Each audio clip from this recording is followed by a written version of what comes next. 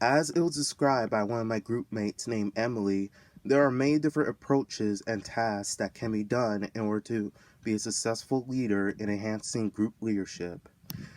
One of the tasks that are talked about in the book is task leadership functions.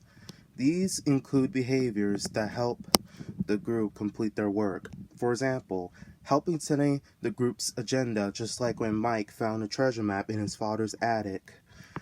He initiated a plan to find the treasure. However, Bran didn't want Mikey to go because he thought it was fake. So Mikey conducted a plan with the three Goonies by tying up Bran so the group could leave the house and begin their treasure hunting adventure. Another one of the tasks that can be identified in the process leadership functions where these leaders seek to maintain a friendly environment that promotes honesty. For instance, one of these functions is energizing the team by encouraging group members to keep up the good work. For example, when the Goonies were on the verge of giving up on finding the treasure, Mikey gave a speech about how important it was that they didn't give up on trying to meet their end goal. Because of his process leadership functions, Mikey was able to remind the group about the positive and what would happen if they didn't continue on their venture. This was a big turning point for the Goonies, since they were about to give up and lose their homes.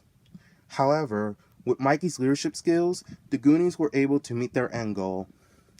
One interpersonal concept that Emily identified in the Goonies is mediate interpersonal communication, which is communication that occurs when two individuals attempt to mutually influence one another through the use of mediated channel, which is usually for the purpose of maintaining relationships. For instance, at the very beginning of the film, a man can be seen who is not yet identified was sitting in a jail cell with a cable wrapped around his neck. He also had a letter sitting inside of his jacket, waiting for the police to come into his cell. Once the officer arrived at the scene, he saw the man and grabbed the note sitting in his jacket. He read the letter out loud, which was a trick for the officer to lower his guard. From there, the supposedly dead man hit the officer over the head and escaped from jail. Essentially, the fake hanging man in the jail cell, who was later identified as Jake Vitelli, used a media via a letter in order to communicate with the officer and distract him so he couldn't get out of jail.